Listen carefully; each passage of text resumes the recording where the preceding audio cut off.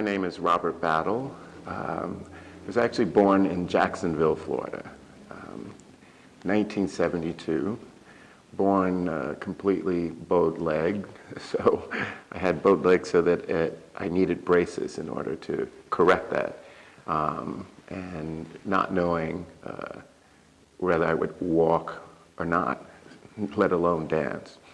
My great aunt and uncle sort of took me in from my birth mother because she was having some issues at the time and really needed help.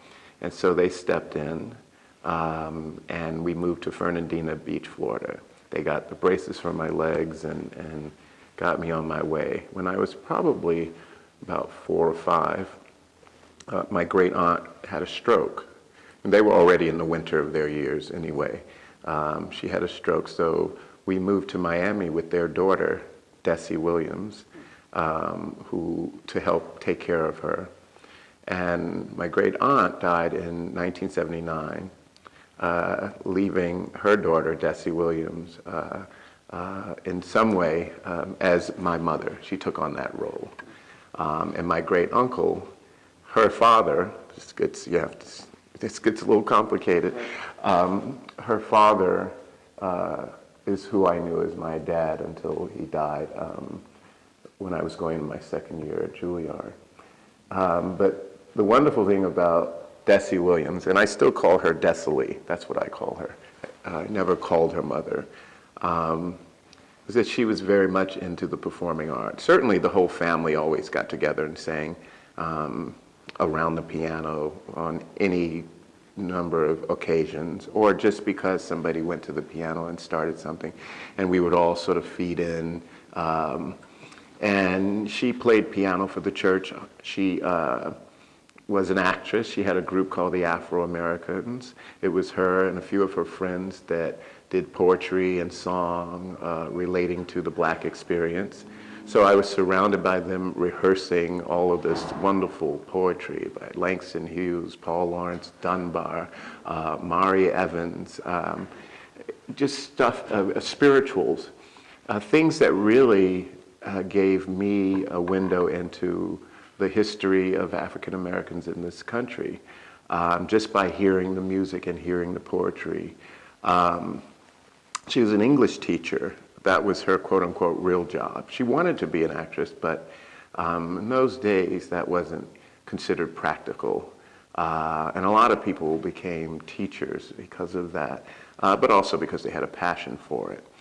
And so she was an English teacher at Dade County Public School System for 30 years or so. So I was also surrounded by literature and Shakespeare and hearing sonnets and all kinds of things. So words were very important to me. Sound was very important to me. It's what I gravitated to. I was also singing soprano. I had this high-pitched soprano voice until I was 12, which was a blessing and a curse, according to the neighborhood kids. But I sang soprano in the church choir. And I did a little bit of dancing. I didn't really know what it was, but my mother taught me a song that she would play on the piano, That's Entertainment. And she would sing the words, and I'd sing the chorus, and I'd pretend to be sort of tap dancing. But we were talking about it today, and it's interesting because part of the refrain is the world is a stage is a world of entertainment. And that kind of has become my life, I think, because of those early notions of performance. What I do remember is that when she would recite poetry, all of them seemed to grow taller when they were singing or something like that.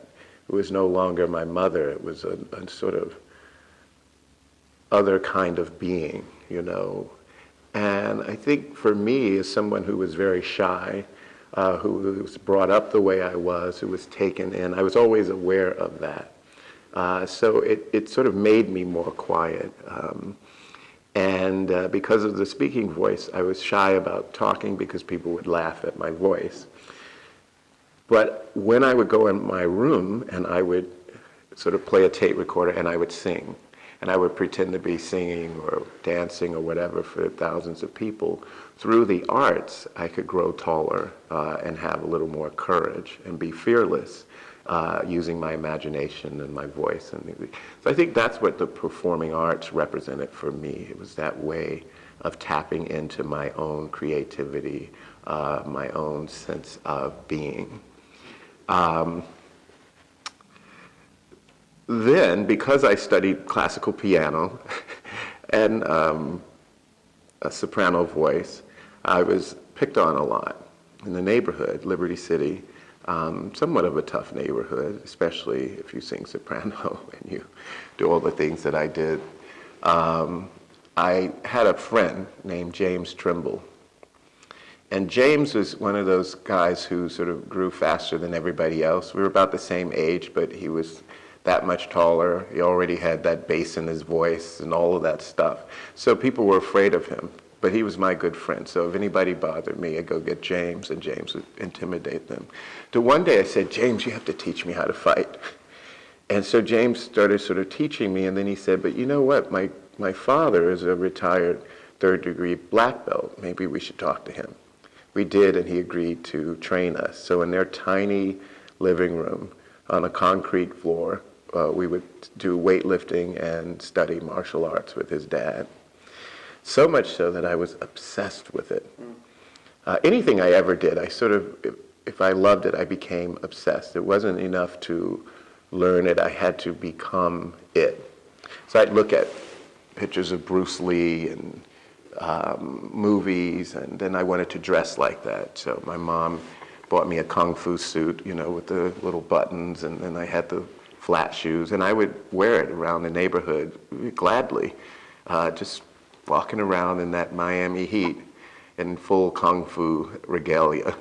I also had a ninja suit with the mask and all of that stuff. So I got a pair of chopsticks, and I would eat my, you know, collard greens with chopsticks. I was just totally immersed in that. But through the physical discipline, it sort of started to lead me to dancing, so that when that came up, I was ready. The way dancing started at that time, I mean, we were all imitating Michael Jackson. I was singing soprano, so I was pretty good at it. But I was studying voice at PAVAC, Performing and Visual Arts Center at Miami Northwestern. I was in junior high, something.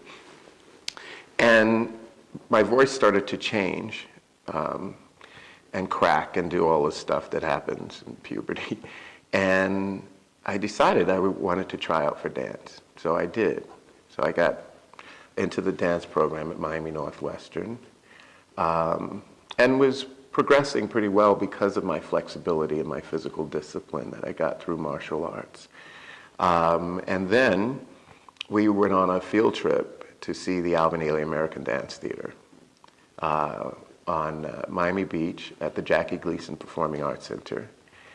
And when I saw Revelations, that it all fit together. If you think about it, all the learning and all the poetry, or hearing all those poems by Langston Hughes, from hearing the words of Maya Angelou, from hearing those spirituals, from understanding the function of the spiritual for a people, that it wasn't just music, but it was also sometimes a calling, sometimes disguised sort of messages. But it was all about hope, and about how with faith we could overcome the atrocities of slavery and bigotry. All of that is in Revelations, and there it was. The things I was learning about movement, about spirit, all realized in Revelations. Alvin Ailey's masterpiece he created in 1960. And that sealed the deal for me of wanting to go even further in dance, wanting to someday be like those people I saw on the stage who sort of looked like me in a way. And so I made my way to New York City on a full scholarship at Juilliard. Before that, I ended up going to New World School of the Arts, which was wonderful. I was on this sort of ground floor of that school in its beginnings. Auditioned for Juilliard, made my way to Juilliard with a full scholarship, because what happened was I got in when they were here recruiting, and then they sent what would be the bill. And then I called to say to Muriel Topaz, who was the head of the dance department at the time, that I couldn't come. It was just too much. And she said, well, let me call you back, which I thought in showbiz meant, don't call us, we'll call you. But she did call back and say, what if we offered you a scholarship? And I said, yes. And the wonderful thing about being at Juilliard was the Ailey Company didn't have a permanent home yet. That happened a little later. But they were rehearsing on, I believe, 61st Street near Amsterdam. And Juilliard was on 65th. So I could go over there. I could sort of peek. In the summer, I would study in the summer program at Ailey. I would have what I call Judith Jamison sightings, where, who didn't want to see Judith Jamison? And I would see her, and I remember calling home on the payphone to say to my mother that I saw Judith Jamison. I mean, never knowing that someday she would choose me to succeed her.